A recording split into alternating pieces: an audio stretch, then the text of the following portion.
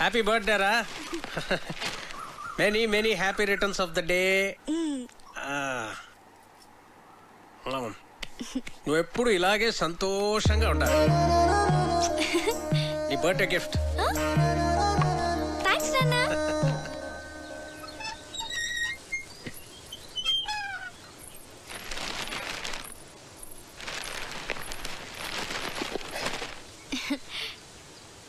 Many happy returns of the day. Thank you thank you. Aunty ఉన్నారా uncle? ఆంటీయా? Aunty గుడికి వెళ్ళిందమ్మా. కూర్చో, ఒక్క నిమిషం వస్తా ఇప్పుడే.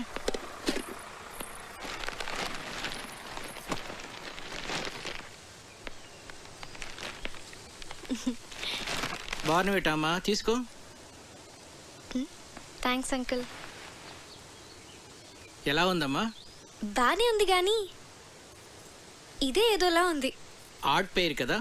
చాలా. అదే నీకు చెప్పాలనుకున్నాను. అందుకే ఈడు జోడు అంటారు.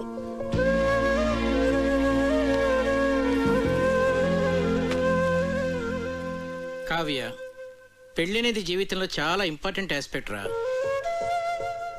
కెరీర్ విషయంలో తొందరపడితే పడచ్చేమో కానీ లైఫ్ పార్ట్నర్ విషయంలో తొందరపడితే మాత్రం జీవితాంతం బాధపడాల్సి ఉంటుందమ్మా.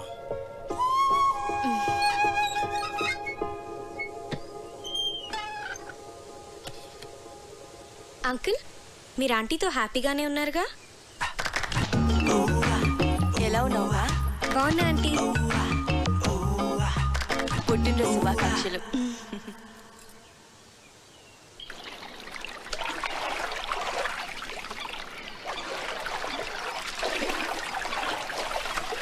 హ్యాపీ బర్త్డే అమ్మా. థ్యాంక్స్. నీకెలా తెలుసు? తెలుసమ్మా, అయ్యగారు భలేవారమ్మా. ఆయన రాత్రి అంతా తిరుగుతూనే ఉన్నారమ్మా. ఎందుకు? ఇంకెందుకమ్మా, నీకు గిఫ్ట్ కొనాలని.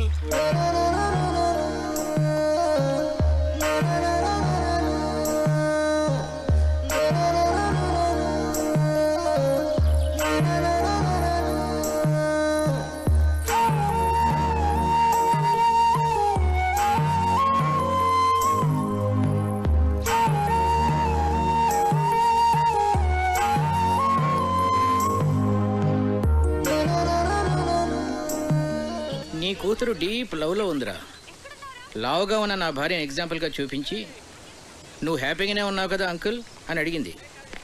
నీ కూతురిని నిలదీయకుండా కరెక్ట్గానే డీల్ చేసావురా. నాకు ఇప్పుడు ఏం చేయాలో అర్థం కావట్లేదురా. భయపడకు, ఇందులోంచి మన అమ్మాయిని ఎలా బయటికి తీసుకురావాలో నేను ఆలోచిస్తాను. నువ్వు ధైర్యంగా ఉండు. ఈ డాక్టర్ ఎక్కడున్నాడు?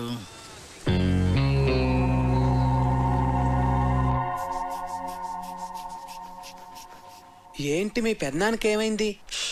ఈ general health checkup monthly once ఇంట్లో అందరికీ జరుగుతుంది. ఇది పెద్దనాన్న రూల్. ఏంట్రా బీపీ ఇలా సడన్ గా రైజ్ అవుతోంది? Doctor Karthik, Karthik doctor.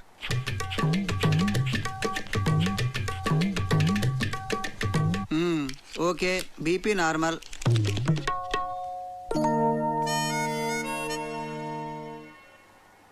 Doctor, ఏంట్రా? మా ఫ్యామిలీలో ఎప్పుడు కొలెస్ట్రాల్ టెస్ట్ చేయలేదు కదా? కొలెస్ట్రాల్ టెస్ట్ ఎప్పుడు చేయలేదు. పైగా కొలెస్ట్రాల్ చాలా డేంజరస్ రా. హార్ట్ డిజీజ్కి అది కూడా ఒక main reason. So lipid profile test చేసేద్దాం అందరికి. చేసేద్దాం.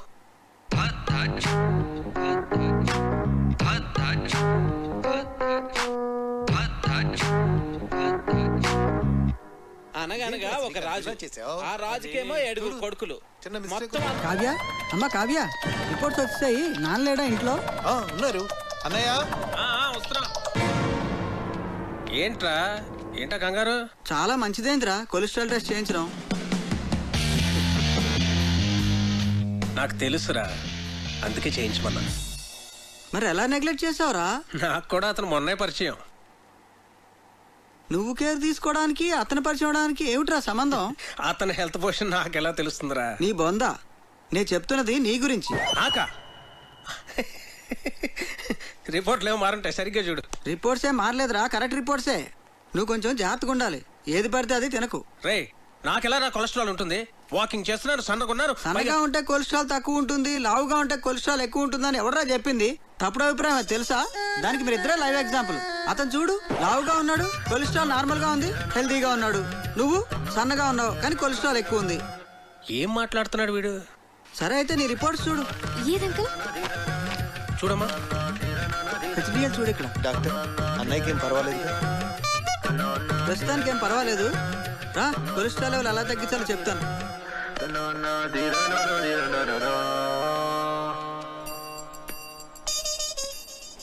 ఆ టెడ్డీ బేర్ గడికి గ్యాస్ట్రిక్ ట్రబుల్, స్టమక్ క్యాన్సర్ ఉంటుంది. డాక్టర్ని పిలిపించాడు. ఇప్పుడు ఏం జరిగిందో చూడు. నీకు బీపీ ఉందని తెలిసింది కదరా. ముందు లేదు, ఇప్పుడు ఆడి వల్ల వచ్చింది. వాడు దొరుకుతాడు అనుకున్నాను, నువ్వు దొరుకుతావని నాకేం తెలుసు? వాడిని ఎలా రా ఇక్కడి నుంచి తరివేయడం? Lakshmipathi, wait and see.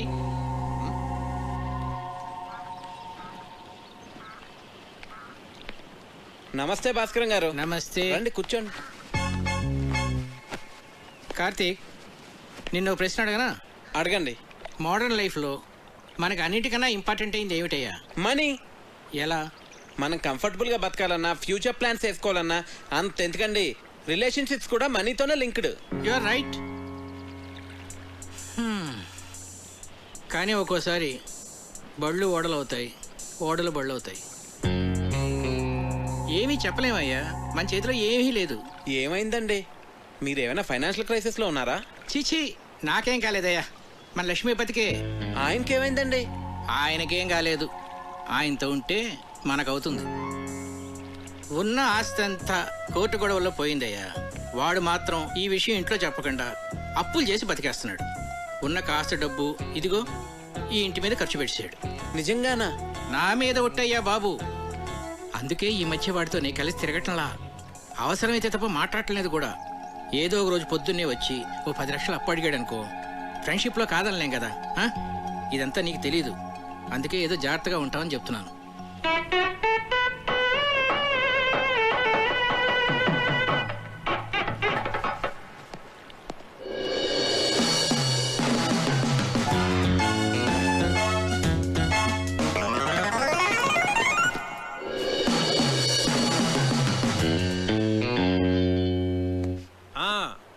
మర్చిపోకండి, ఆ డెకరేషన్లో కరెక్ట్గా చేసేవాళ్ళకి పురమాయించాలండి. ఆ తర్వాత మన ప్రియ పెళ్లిలో అన్ని రకాల నాన్ వెజ్లో ఉండాలి అఖిరాజ్ గారు. మర్చిపోకండి. సరే.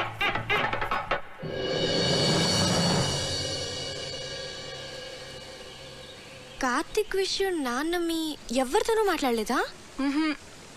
అదే మాకు అర్థం కావడం లేదు. ఏం జరిగినట్టే చాలా నార్మల్గా బిహేవ్ చేస్తున్నారు బావగారు. ఏం మాట్లాడినా ప్రియా పెళ్లి విషయం మాత్రం మాట్లాడుతున్నారే కానీ కార్తీక్ విషయం మాత్రం ఎత్తడం లేదే. అంటే నాన్న ఏదో ప్లాన్ చేస్తున్నారు. మొన్న కొలెస్ట్రాల్ టెస్ట్ దగ్గర సేవ్ అయ్యాడు కానీ ముందు కార్తీక్ని ఇక్కడి నుంచి పంపించేవే.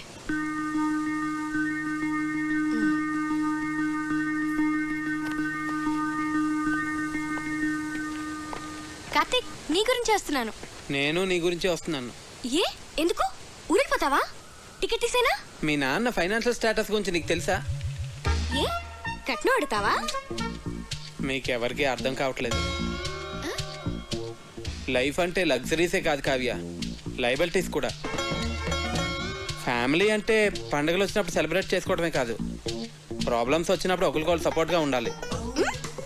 సినిమా చూసి వచ్చావా? నేను ఎక్కడికి వెళ్ళను, ఇంకా కొంతకాలం ఇక్కడే ఉంటాను. అవును, మీ ఇంట్లో పని వాళ్ళు ఎంతమంది ఉన్నారు?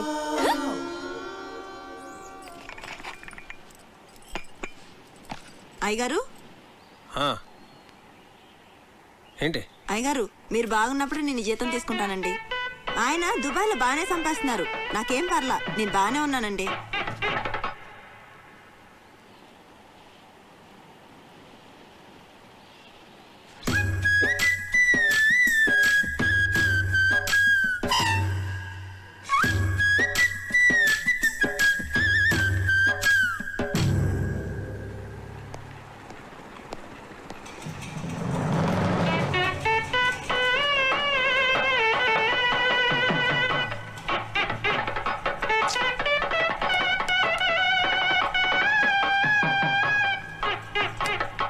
ఇది ఓకేనా? చాలరా కావ్య. తిను కార్తీక్. కొంచెం చాలు. చూస్తున్నావు తినే తినవే. మరి నెయ్యి తర్వాత వేస్తానులే. కళ్యాణి మండువాల ఫ్యాన్స్ అయి ఊరుకునే తిరుగుతున్నాయి. చూస్తే ఎవరూ లేరు. నేను ఆఫ్ చేసేసాను. అలా కరెంట్ అయి వేస్ట్ చేయకండి. రేపు నుంచి వేడి నీళ్లు గీజర్తో కాయొద్దు. కరెంట్ బిల్ ఎక్కువ వస్తుంది. అనవసరమైన ఖర్చు. తాటిమట్లో ఎండు కొబ్బరాకులు ఎవరు పడితే వాళ్ళు పట్టుకుపోతున్నారు. వాటితోనే నీళ్లు కాయి. ఇలా చేస్తే మనం ప్రతి నెల 300 కరెంట్ మీద సేవ్ చేయొచ్చు. సరేనా? అలాగే బాబు. అంకల్ ఒకసారి ఇటు రండి. ఇటు రండి అంకల్. మీరేం కంగారు పడకండి. నేను ఇక్కడ అన్ని సెట్ చేసి వెళ్తాను. భాస్కర్ గారు నాకు అన్ని చెప్పారు. దగ్గరండి. భాస్కర్ గారు మీకు ఫ్రెండే కావచ్చు. కాకపోతే మీరు అనుకున్నంత మంచి వ్యక్తి కాదు అంకల్. పోచండి.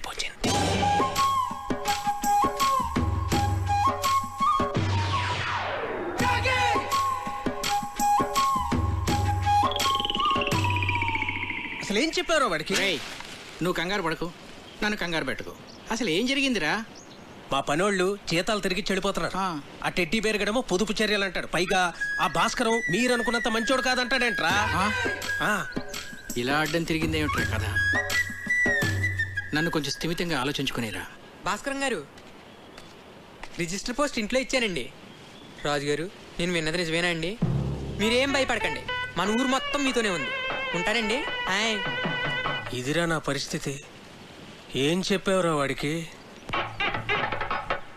కోర్టులో నీ ఆస్తి అంతా పోయిందని, నువ్వు బికారి అయిపోయావని చెప్పాను. ఏంటి? నాకేం తెలుసురా వాడు ఇంత పెద్ద ఇష్యూ చేస్తాడని. విషయం వినగానే నిన్ను కావిని వదిలేసి పారిపోతాడు అనుకున్నాను. రే ఏదోటి చేయరా బాబు, లేకపోతే ఈస్ట్ గోదావరి ప్రజలందరూ చందాలేసి నా కుటుంబాన్ని పోషిస్తామనేలాగా ఉన్నారు. సర్లే, నేనే ఏదో ఒకటి చేస్తాను. నువ్వు కంగారు పడకు. అసలు నీకేమైంది? ఎందుకు అలా బిహేవ్ చేస్తున్నావు? డైనింగ్ టేబుల్ దగ్గర ఏంటా డిస్కషన్? నీకో విషయం చెప్పాలి. ఏంటది? అది మీ నాన్నగారికి. కార్తీక్ ఒక్క నిమిషం ఇలా రావయ్య, నీతో మాట్లాడాలి. ఒక్క నిమిషం ఉండు, నేను మళ్ళీ వస్తాను.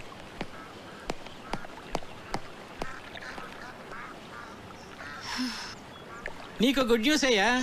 లక్ష్మీపతి గారి ఆస్తంతా తిరిగి వచ్చేసింది. అదేంటండి, కోర్టులో పోయిందన్నారుగా? హైకోర్టులో నెగ్గాడయ్యా. జడ్జి గారు స్వయంగా ఫోన్ చేసి నాకు చెప్పారు. నా మీద ఒట్టయ్యా బాబు. ఎక్కడికి వెళ్తున్నావు? వెళ్ళి అందరికీ చెప్దాం. అసలు ఆస్తి పోయిన విషయమే ఎవరికి తెలియదు నాన్న. నువ్వు ఎవరికి చెప్పనక్కర్లేదు. కామ్గా ఉండు. మా బుజ్జి తండ్రివి కదా.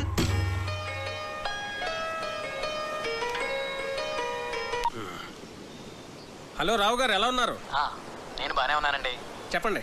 అది మరేం లేదండి, మీరేదో ఫైనాన్షియల్ క్రైసిస్లో ఉన్నారని విన్నాను. ఎవరు చెప్తున్నాడండి మీకు ఇలాంటివన్నీ? అయ్యో, మీరు అలా ఇరిటేట్ కాకండి.